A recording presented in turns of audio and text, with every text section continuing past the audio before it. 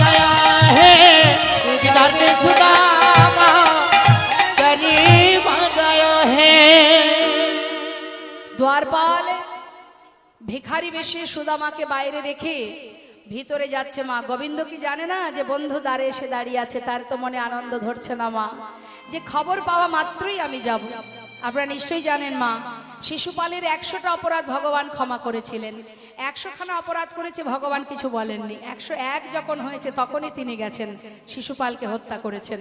ঠিক তদ্রূপ মা, সময় না হলে ভগবান আসবে না। তুমি যদি মনে করো আজ আমি ভগবানের পূজা করছি, ফলটা যেন কালকেই পাবো, তা হবে না। তার ফল পেতে গেলে রয়েছে ধৈর্য ধরতে হবে, সহ্য করতে হবে। যত ধৈর্য ধরতে পারবে তত তোমার ধৈর্য শক্তি বাড়বে। সহ্য করো, সময় হলে ফল পাবে। ভগবান কৃষ্ণচন্দ্র তিনি জানেন বন্ধু দাঁড়িয়ে আছে, খবর পেলেই যাব। এদিকে দ্বারপাল সুদামাকে বাইরে রেখে ভিতরে যাচ্ছে খবর দিতে। আর গোবিন্দ আমার স্নান করে সবেমাত্র রাজ সিংহাসনে বসেছে। রুক্মিণী সত্যভামা তারা সুন্দর করে গোবিন্দকে রাজবেশ পরিধান করাবে বলে সাজাচ্ছে। মহাজন বললেন দেখো দেখো সাজাচ্ছেন কেমন ভাবে। সাজ মহান তুমি সাজ সাজ মহান তুমি সাজ সাজ মহান তুমি সাজ সাজ সাজ মহান তুমি সাজ সাজ সাজ মোহন তুমি সাজো সাজো মোহন তুমি সাজো সাজ মহান তুমি সাজ সাজ সাজ মহান তুমি সাজ সাজ সাজ মোহন তুমি সাজো সাজো মোহন তুমি সাজো। তুমি চির সুন্দর চিরভিলাষী, চির সুন্দর চিরভিলাষী, তুমি চির সুন্দর চিরভিলাষী, তুমি চির সুন্দর চিরবিলাসী, মাথে শিখি পাখা হাতে লোহে বাঁশি, তুমি চির সুন্দর চিরবিলাসী, মাথে শিখি পাখা হাতে লই বাঁশি। গোকুলের কান্হা ব্রজেতে শ্রীকৃষ্ণ, গোকুলের কান্হা ব্রজেতে শ্রীকৃষ্ণ, নব নব রূপে তুমি আজ সাজ মোহন তুমি সাজ সাজ মোহন তুমি সাজ সাজ মোহন তুমি সাজ সাজ সাজ মোহন তুমি সাজ সাজ সাজ মোহন তুমি সাজো সাজো মোহন তুমি সাজো। সুন্দর করে সাজাচ্ছে মা। আর কি বলছে? অন্তর মন্দিরে ধর্মরতি, অন্তর ধর্মরতি, তুমি অন্তর মন্দিরে ধর্মরতি, অন্তর মন্দিরে ধর্মরতি, প্রেমেরই প্রদীপে তোমা করে বয়ারতি, অন্তর মন্দিরে ধর্মরতি, প্রেমের প্রদীপ তোমায় করিব আরতি। প্রণয়ের বিলাস চরণের দাসে, প্রণয়ের বিলাস চরণের দাসে, প্রণয়ের বিলাস চরণের দাসে, নব নব রূপে তুমি আজ সাজ মোহন তুমি সাজ সাজ মোহন তুমি সাজ সাজ মোহন তুমি সাজ সাজ সাজ মোহন তুমি সাজ সাজ সাজ মোহন তুমি সাজো সাজো মোহন তুমি সাজো সাজো মোহন তুমি সাজো। এদিকে দ্বারপাল ভিতরে গিয়ে বললেন মহারাজ আপনার দ্বারে এক পাগল এক ভিখারি এসেছে, আপনার সঙ্গে দেখা করবে, যদি আপনার অনুমতি থাকে আমি তাকে নিয়ে আসবো। ভগবান কৃষ্ণ জিজ্ঞাসা করলেন নাম কি তার? তার নাম সুদামা। যেই না বলা, এই কথাটা শোনার অপেক্ষায় ছিলেন মা। রাজ সিংহাসন পরিত্যাগ করে রাজবেশ আর করা হলো না। কনক প্রচঙ্কে কৃষ্ণ আছিল বসিয়া, কনক প্রচঙ্কে কৃষ্ণ আছিল বসিয়া, কনক প্রচঙ্কে কৃষ্ণ আছিল বসিয়া, কনক বচনে কৃষ্ণ আছিলেন বসিয়া। ধাইয়া চলিল আজ সুদামা শুনিয়া, ধাইয়া চলিল সুদামা শুনিয়া, ধে ধে চলিল, ধে চলিল, ধে চলিল, ধে চলিল, সুদামা সুদামা বলি ধে ধে চলিল, সুদামা সুদামা বলে ধে ধে চলিল, ভাইয়া চলিল দেখো সুদামা শুনিয়া, ভাইয়া চলিল আজ সুদামা শুনিয়া। সুদামা সুদামা সবে মাত্র অপেক্ষা করে করে মাথাটা সবে পিছন ফিরেছে, ফিরে যাবে। কানাই বোধহয় আর আমার কথা মনে রাখেনি। যেই না পিছন ফিরেছে গোবিন্দ আমার, রাজবেশ পরা হলো না, ছুটতে ছুটতে সেই যে দরজা, সদর দরজা, সেই দরজার বাইরে এসে সুদামাকে বুকের মধ্যে জড়িয়ে ধরেছে। সুদামা এসেছে, সুদামা এতগুলো বছর পর এলি, এতগুলো বছর পর মনে পড়লো তোর। বুকের মধ্যে যখন জড়িয়ে ধরেছে মা, সমস্ত তারকাবাসী দেখে অবাক যে আমাদের এত বড় রাজা, এই রাজ্যের রাজা, সে কিনা এক পাগল ভিখারিকে বুকে জড়িয়ে ধরেছে। তাহলে আমাদের রাজার মন কত বড়। সুদামাকে জড়িয়ে ধরেছে, জিজ্ঞাসা করছে বন্ধু কেমন আছিস, ভালো আছিস তো? সুদামা বলছে কানাই রে, আমার কথা মনে রেখেছিস, ভুলে যাসনি? আমি তো ভেবেছি তুই আমাকে ভুলে গেছিস। আর ভালো, এতদিন ভালো ছিলাম না রে। এই যে তোকে দেখলাম, তোকে দেখার পর আর আমার কোনো কষ্ট নেই। হরিবল হরিবল। আজ আমার সব দুঃখ দূর হয়ে গেছে বন্ধু। সুদামা আয়, আমার সঙ্গে আয়। সুদামা বলছে কানাই আমাকে ছেড়ে দে, আমাকে এমন করে জড়িয়ে ধরিস না। তুই হলি রাজা আর আমি এক ভিখারি, সারা গায়ে কত নোংরা দুর্গন্ধ লেগে আছে, তোর গায়ে লেগে যাবে। আরে এ কেমন কথা? বন্ধু যদি হব, তবে বন্ধু হয়ে বন্ধুর কষ্টকে যদি ভাগ করে না নিতে পারি, তাহলে কেমন বন্ধুত্ব? কিরে, না হয় একটু কাদামাটি লেগেছে, সে তো জলে ধুলেই পরিষ্কার হয়ে যায়। এর জন্য এত বছর পর তুই এসেছিস, আমি তোকে একবার জড়িয়ে ধরবো না? চল চল ভিতরে চল। না না, আমি যাব না। কানাই আমাকে ভিতরে যেতে বলিস না। কেন জানিস? ভিতরে তোর রাজরানীরা আছে, আমি তাদের সামনে এইভাবে গিয়ে দাঁড়াতে পারবো না। আরে যাবি না মানে? কত পথ এসেছিস, যাবি না মানে কি?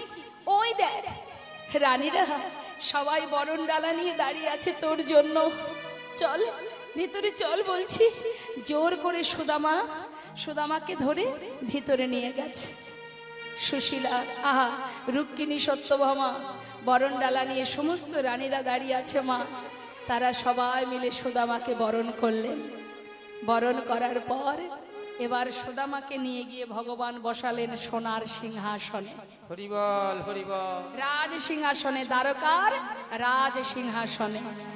জীবনে যার কপালে কোনোদিন একটা চেয়ার জোটেনি মা, আজ সে বসে আছে সোনার সিংহাসনে। তাও কার? ভগবানের সোনার সিংহাসন।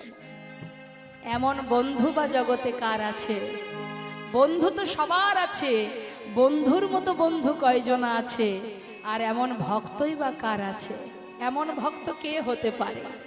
সোনার সিংহাসনে বসিয়েছে মা, তাহলে জগতে ধনী কে? কে ধনী? ইহ জগতের অট্টালিকায় যারা বসে আছি তারা কি ধনী? তাদের আজ আছে কাল সবকিছু ছিনিয়ে পথে নামিয়ে দেবে। সময় হলে তোমাকে ঘর থেকে পথে নামিয়ে ওই তুলসী তলায় রেখে দেবে তোমায়। আর যিনি সারা জীবনে কৃষ্ণ ধনে ধনী হয়েছে, গাছতলাতে যার জীবন কেটেছে, সে বসে আছে আজ ভগবানের সিংহাসনে। হাত পা গুটিয়ে বসেছে মা, যাতে ছোঁয়া না লাগে। কানাই বলছে, কিরে এইভাবে কেউ চেয়ারে বসে? ঠিক করে হাত পা ছেড়ে বস। সুদামাকে বসালেন। রুক্মিণীকে বলে, রুক্মিণী, আমার বন্ধু যেমন তেমন নয়, সে বড় পণ্ডিত, সে বিপ্র। আমার ঘরে এসেছে, বিপ্রর চরণ ধুলি পড়েছে। যাও যাও, জল নিয়ে এসো, আজ আমি আমার বন্ধুর চরণ ধৌত করব। সুদামা বলছে, কানাই, তুই আমার পায়ে হাত দিস না বন্ধু, আমার পায়ে হাত দিবি না। গোবিন্দ বলছে, দেখ সুদামা, তুই তোর ভক্তি দিয়ে, তোর ভালোবাসা দিয়ে, তোর বন্ধুত্ব দিয়ে, পরিপূর্ণ বন্ধুত্ব দিয়ে তুই আমাকে জয় করেছিস। তুই তোর কাজ করেছিস, আর এবার আমাকে আমার কাজ করতে দে। তুই না বিপ্র, তুই আমার ঘরে এসেছিস। বিপ্র পণ্ডিত ঘরে এলে তার চরণ ধোয়াতে হয়। তুই কোনো কথা বলিস না, আমাকে আমার কাজ করতে দে। সুন্দর করে চরণ ধৌত করবে বলে সোনার থালা চরণ তলে পেতে দিয়েছে মা। ভাবুন, সারা জীবন ভগবানের কাছে শুধু চেয়েই গেলাম, একটুতে একটু যদি কম হয়েছে তো ভগবানের সেবাও দেওয়া বন্ধ হয়ে গেল। অনেক পরিবার আছে যারা ভগবানকে প্রণাম পর্যন্ত করা বন্ধ করে দেয়। কেন? কেন আমাকে এই কষ্ট দিল, কেন আমাকে এই দুঃখ দিল, কেন আমাকে এমন ভাবে রাখলো? এটাকে ভক্তি বলে না মা। জীবনে যেটাই হোক না কেন, সুদামার জীবনে কষ্ট এসেছে, সুদামা শুধু মনে মনে একটা কথাই ভাবতো, এই যে কষ্ট, এটাও কৃষ্ণের প্রসাদ। আজ আনন্দ, এটাও তার প্রসাদ। সে যেভাবে রেখেছে, যেমন চেয়েছে আমাকে তেমন রেখেছে, আমি তাতেই খুশি। সোনার থালাতে সুদামা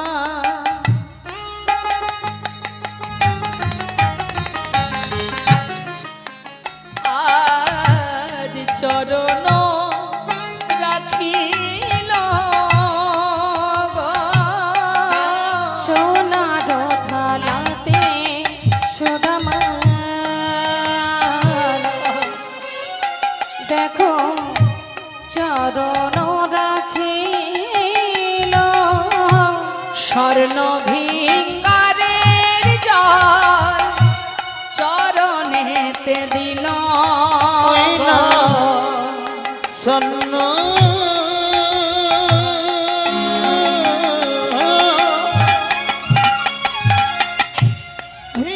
ভিঙ্গারের জল সুদামায়ে চরণে দিল। নয়ন জলে প্রভু আমার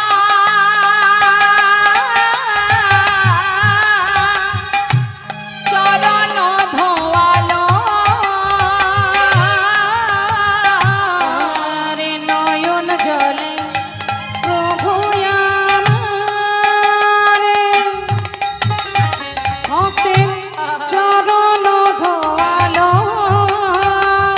বলে আনন্দ হইল আমার, আনন্দ হইল। বলে আনন্দ হইল আমার, আনন্দ হইল। আজি আনন্দ ধরে আজি আনন্দ ধরে না রে। ভক্তের যুগল চরণ করে লয়ে আনন্দ ধরে না ভক্তি রে। যুগল চরণ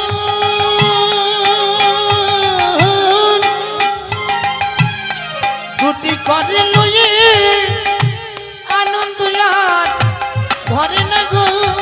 ওগো আনন্দ হইল আনন্দ ওই না আনন্দ হইল বড় আনন্দ হইল। চরণ দুটি হাতের উপরে নিয়ে মা দেখছে কত রুধির ঝরছে। প্রভু আমার নিজের চোখের জল চরণে ফোঁটা ফোঁটা পড়ছে। সুদামা অন্তরে কাঁদছে, বন্ধু এ তুই কি করছিস আমায়? এমন করে চরণটা জড়িয়ে ধরে কেন কাঁদছিস বন্ধু? চরণের জল পড়ছে, চরণ ধোয়াচ্ছে মা, আর মনে মনে কানায় একটু ছলনা করে চতুরতা রেখে বলছে, এই সুদামা এতগুলো বছর পর এসেছিস, আমার জন্য কিছু নিয়ে আসিসনি? বল, কিছু এনেছিস আমার জন্য?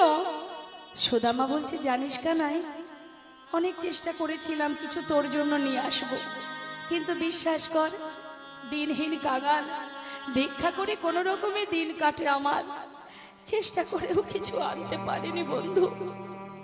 অন্তর্যামী অন্তরে জানতে পেরে মনে মনে কাঁদছে আর বলছে, বন্ধু আমার জন্য এনেছিস কিন্তু দিতে পারছিস না। হরিবল হরিবল। ভাবছিস তোর আনা শুকনো ছিঁড়ে আমি খাবো কি করে?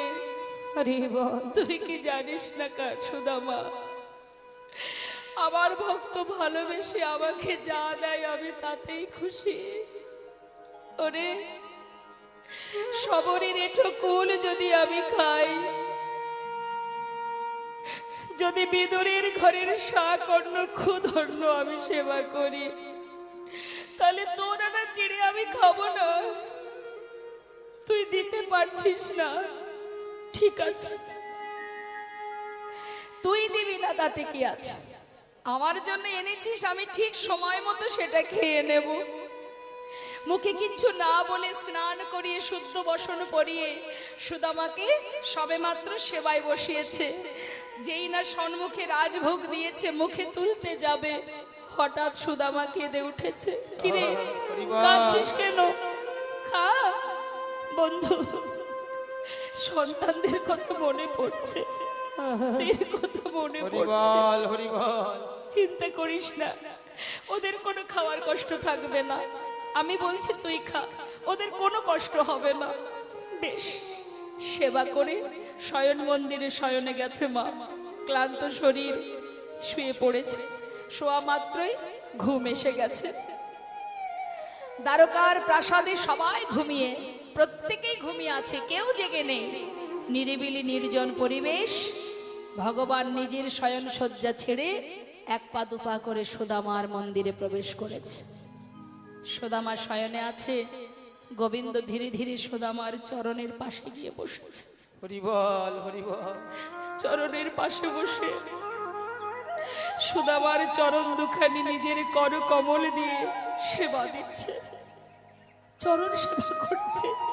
কেন? কত পথ হেঁটে এসেছে, না জানি পায়ে কত ব্যথা হয়েছে। চরণ সেবা করতে করতে দেখছে চরণ তলে কত কাটা ফুটে আছে। বন্ধু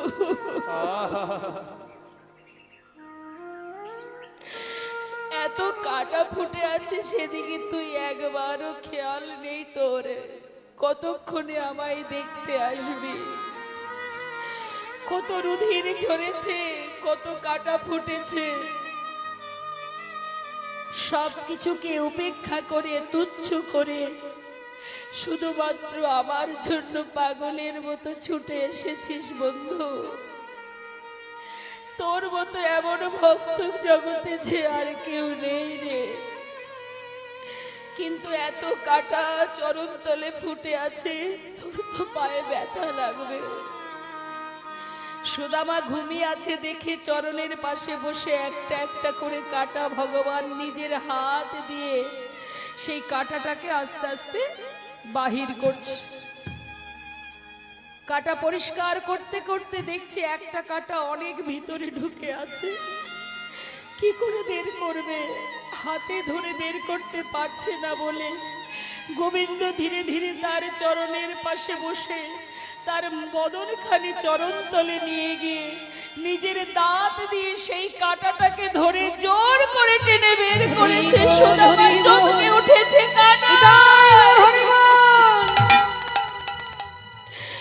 কানাই আর যেই না চমকে উঠেছে মা, লুকিয়েছিল যে চুড়ির পুটুলিটা সেটা নিচে পড়ে গেছে। কানাই বলছে এতে কি আছে সুদামা,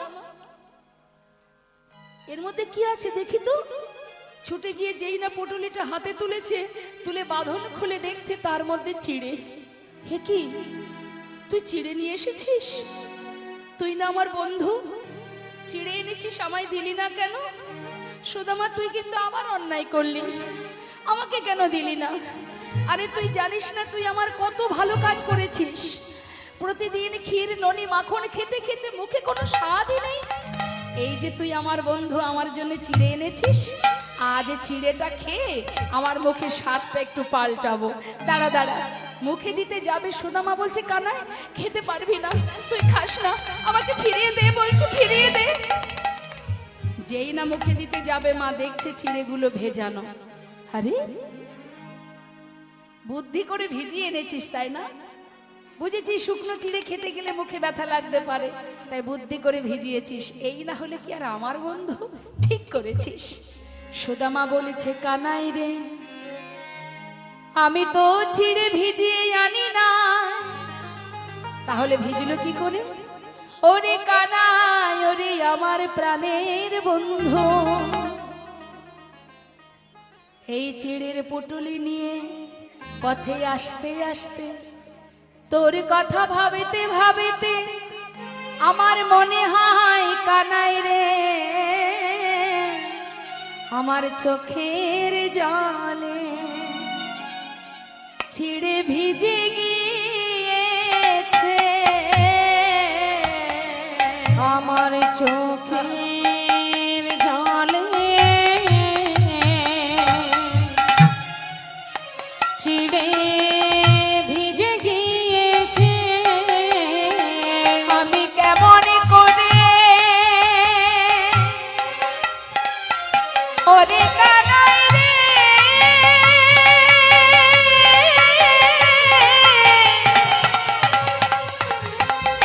কেমন করে দেব বদনে আমার চোখের জলে চিড়ে ভিজে গিয়েছে। ভাই রে আমি কেমন করি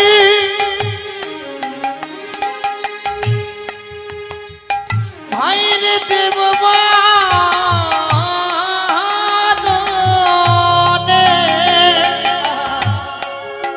আমার চোখের জলে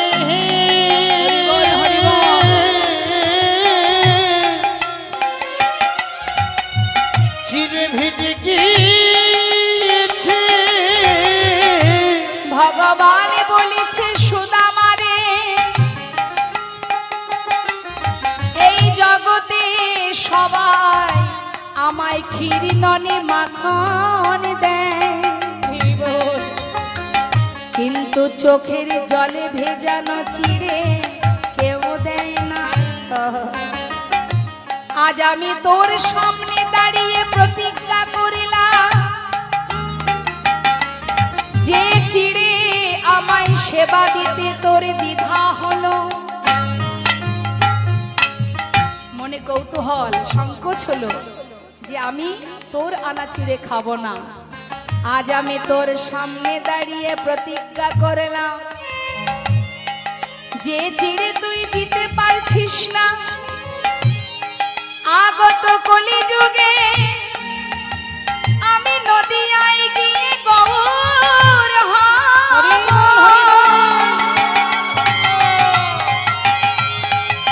যদি কলির দিন আমার সেবা দিতে চায়, জীবের দ্বারে দ্বারে ভিক্ষা করে যদি মাটির মালসায় আমায় চিড়ে ভোগে দেয়, তবেই আমি গৌর হয়ে গ্রহণ করব। এই আমি তোর সামনে প্রতিজ্ঞা করলাম, আগত কলিযুগে আমার সেবা হবে এই চিড়ে ভোগ। তাই মা কলিযুগে নিতাই গৌরের ভোগ হয় কিসে? মাটির পাত্রে। কি ভোগ হয়? চিড়ে ভোগ। তাও কি দাঁড়ে দাঁড়ে ভিক্ষা করতে হবে? তুমি মনে করো যে আমার টাকা আছে, আমি আমার টাকা দিয়ে ভগবানের সেবা দেব, হবে না। তুমি তো টাকার মালিক নও, মালিক তো সেজন। তুমি যদি সেবা দিতে চাও তাহলে আগে তোমার মধ্যে দীনতা আনতে হবে। আমার জিনিস দিয়ে ভগবানের সেবা দেব, এটা হলো অহংকার। যখনই পাঁচ বাড়ি থেকে তুমি গলায় বস্ত্র নিয়ে গোবিন্দের জন্য ভিক্ষায় যাবে, তোমার ভিতর থেকে অহংকারটা দূরীভূত হয়ে যাবে। তাই ভগবানের সেবা দিতে গেলে অতি অবশ্যই ভিক্ষা করতে হয়। ভিক্ষা ছাড়া কিছু হয় না মা। ভিক্ষায় ভগবান সন্তুষ্ট হন। তার ভিতরে থাকে শুধুমাত্র ভক্তি আর থাকে প্রেম। ভিক্ষা করো। ভিক্ষা করা মানেই নত হওয়া, দীনতা প্রকাশ করা। ভগবান অহংকারও সইতে পারে না। কেউ যদি মনে করে যে এই দেখবেন এখন বর্তমান এই হরিবাসরগুলো মা প্রতিযোগিতা হয়ে গেছে। প্রতিযোগিতা, কম্পিটিশন, মানে বাবা ওই ঋষাঋষিতে অনেক কিছু হচ্ছে। হ্যাঁ, কিন্তু জানবেন কখনো কম্পিটিশন করে ভক্তি লাভ করা যায় না। আমি যদি 10 লাখ টাকা খরচ করি, অপরজন মনে করে, অপর এলাকা ভাবে ওরা 10 লাখ টাকা খরচ করেছে, চল ভাই আমরা 20 লাখ টাকা খরচ করব। তার মানে কি? এটা লোক দেখানোই হবে, এর মধ্যে এতটুকু ভক্তি পাওয়া যাবে না মা।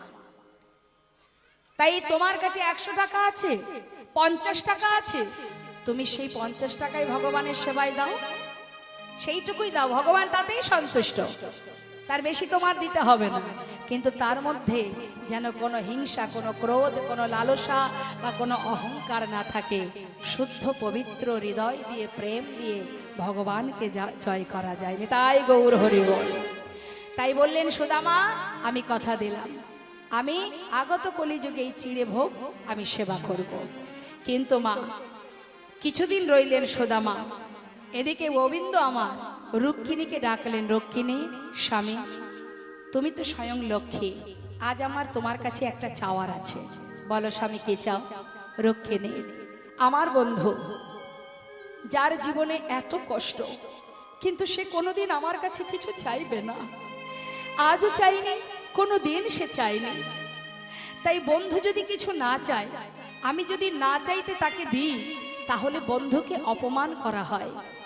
কোনো বন্ধু গরিব হতেই পারে, তাই বলে ধনী বন্ধুর বাড়িতে গেলে না চাইতে তাকে কিছু ধন সম্পদ দেওয়া মানে তাকে ছোট করা। তাই আমি তো ওকে দিতে পারছি না, যেহেতু ও আমার কাছে কিছু চাইছে না।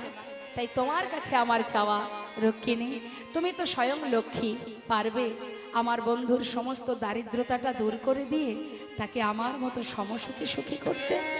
রুক্মিণী বলেন, কেন পারবো না? অবশ্যই, যদি আপনার আশীর্বাদ থাকে। বিশ্বকর্মাকে সঙ্গে করে নিয়ে তখন যে সোনার প্রাসাদ বানিয়ে দিয়েছে মা, স্বর্ণ প্রাসাদ, সুদামা কিন্তু কিছুই জানে না।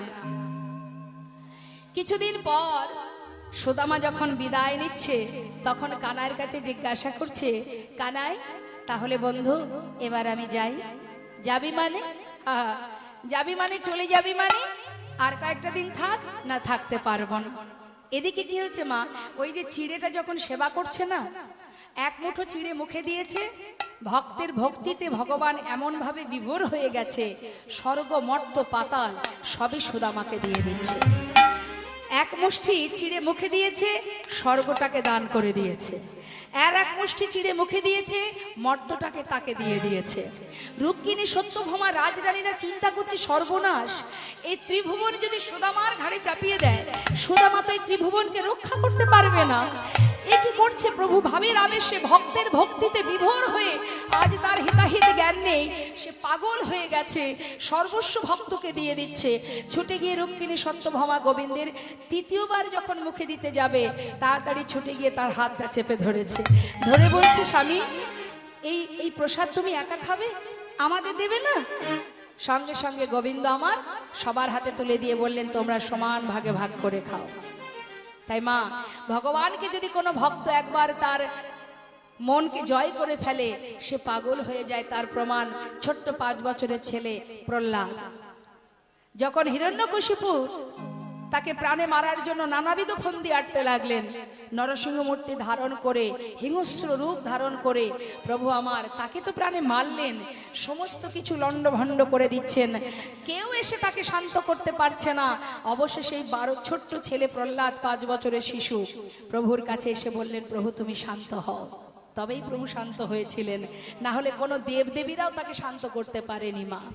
তাই যেই কিনা আচ্ছা তা যেই কিনা সেবা করবে, সঙ্গে সঙ্গে রুক্মিণী সত্যভামা কেড়ে নিলেন। নিয়ে তারপর ভগবান রুক্মিণীকে বললেন, তুমি প্রাসাদ বানিয়ে দাও। সর্বসুখী সুখী করলেন মা। এদিকে সুদামা বিদায় নেবার কালে বললেন, কানাই তাহলে এবার আমি যাই, আর নয়, অনেক দিন হলো, এবার যাত্রা করি। বন্ধু, যাওয়ার আগে আমায় কিছু বলবি, কিছু চাইবি? না, এই যে তোকে দেখলাম আমার আর কোনো কষ্ট নেই। তাই বন্ধু এবার আমি আসি, কিন্তু তোর কাছে শুধু আমার একটা চাওয়া, যেমন করে আমায় ভালোবাসিস কথা দে যেন কোনোদিন আমায় ভুলে যাস না। সঙ্গ ছাড়া করিস না ভাই, সঙ্গ ছাড়া তাই গৌর করিস না ভাই, সঙ্গ ছাড়া করিস না ভাই, এ জন্মে নয় জন্মে জন্মে সঙ্গ ছাড়া করিস না শুধু ভাই, জন্মে নাই জন্মে জন্মে আমি আর কিছু চাই না কানা, জন্মে নয় জন্মে জন্মে আর কিছু চাই না কানাই, সঙ্গ ছাড়া করিস না ভাই।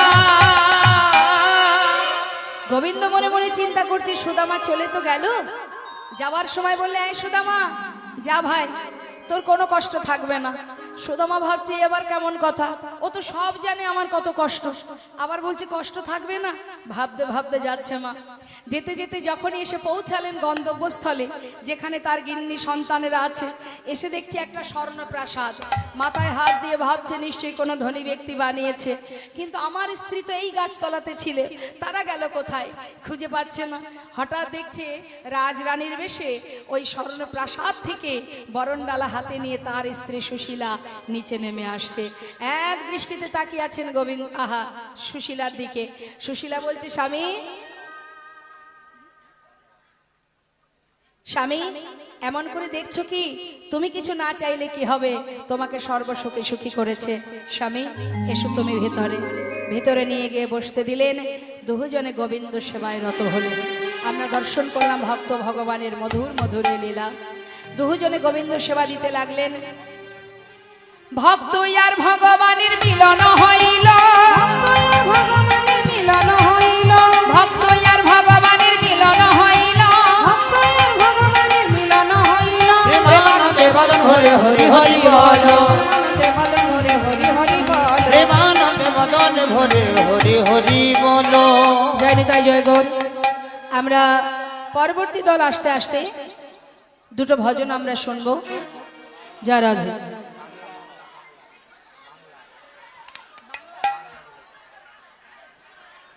চলো চলো চলে যা, আচ্ছা চলো চলে যা বৃন্দাবনে, চলো রে সবাই, চলো চলো চলে যাই, চলো চলে যাই বৃন্দাবনে, চলো রে সবাই। চলো চলো চলে যাই বৃন্দাবনে, চলো রে সবাই, চলো চলো চলে যাই বৃন্দাবনে, চলো রে সবাই।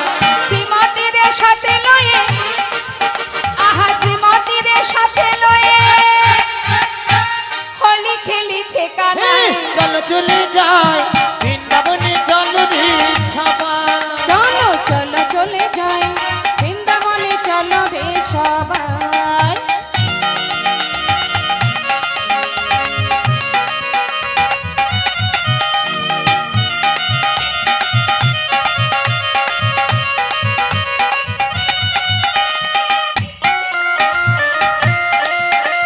আহা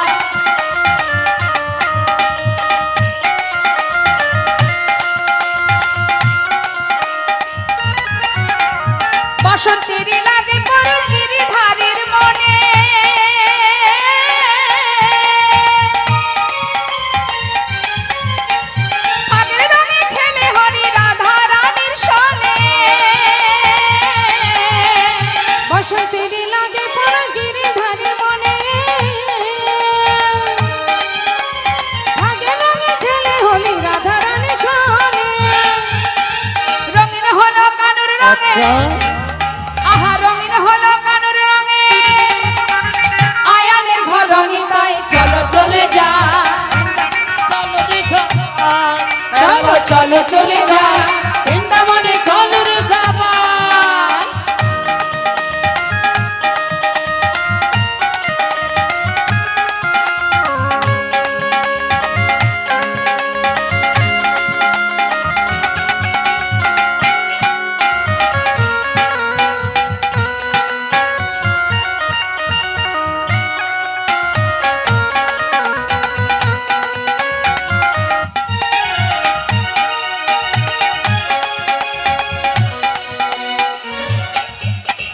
কেমন খেলা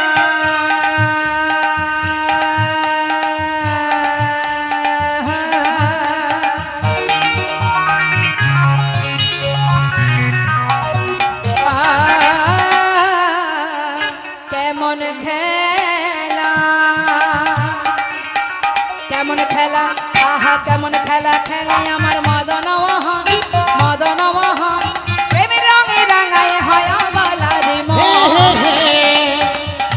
কেমন খেলা হায় কেমন খেলা কেমন খেলা খেলে আমার মদন মোহন তুমি রঙে রাঙাইয়ে হয় অবলার মন শ্রীমতী নৈলা যুগবদ তাই নাকি শ্রীমতী নৈলা যুগবদ কৃষ্ণ চূড়া রাঙা তাই চলো চলে যা বৃন্দাবনে চলো রে সবাই চলো চলো চলে যাই বৃন্দাবনে চলো রে সবাই চলো চলো চলে যা ওই না বৃন্দাবনে চলো রে সবাই ওই বৃন্দাবনে চলো রে সবাই বৃন্দাবনে চলো রে সবাই আর এবার আমাদের শেষ ভজন যারা অধৈশ্যম জনিত জয়ঘোর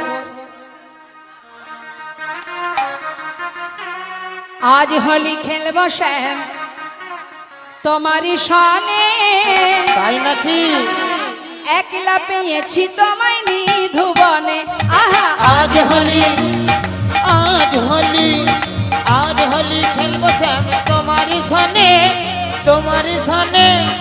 একলা পেয়েছি তোমায় নিধুবনে আজ হোলি খেলব শ্যাম তোমারই সনে একলা পেয়েছি তোমায় নিধুবনে আজ হোলি খেলবো শ্যাম তোমারই সনে একলা পেয়েছি তোমায় নিধুবনে হলিয়া রে হলিয়া আরো জোরে বলবেন হলিয়া রে হলিয়া হলিয়া রে হলিয়া রে হলিয়া রে হলিয়া রে হে আজ হোলি খেলবো শ্যাম তোমারই সনে একলা পেয়েছি তোমায় নিধুবনে হোলি হো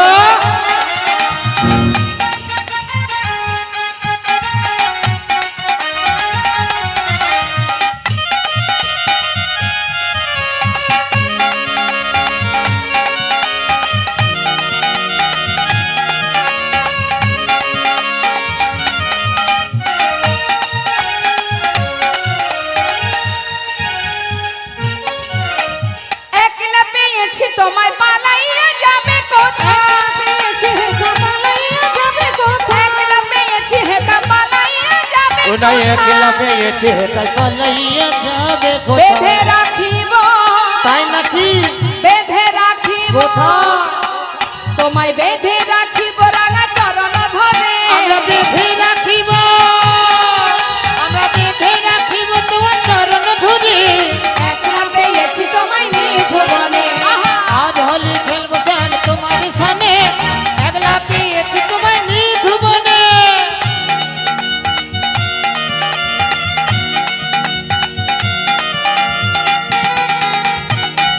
হোলি হো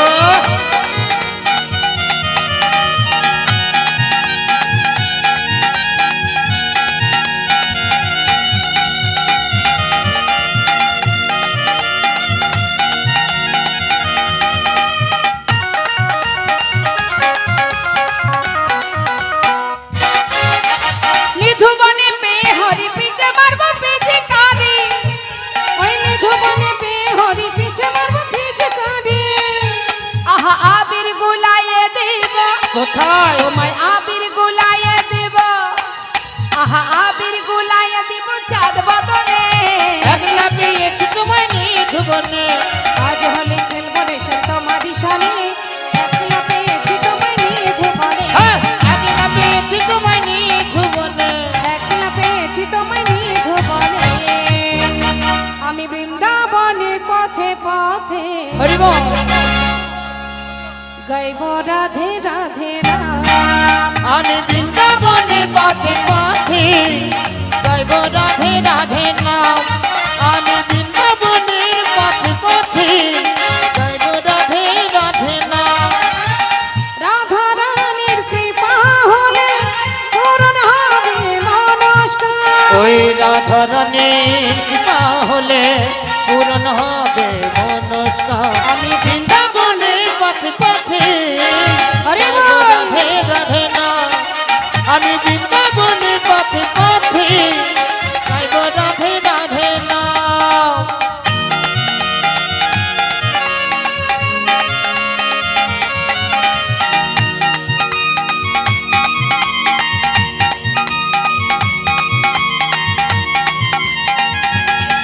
রাধে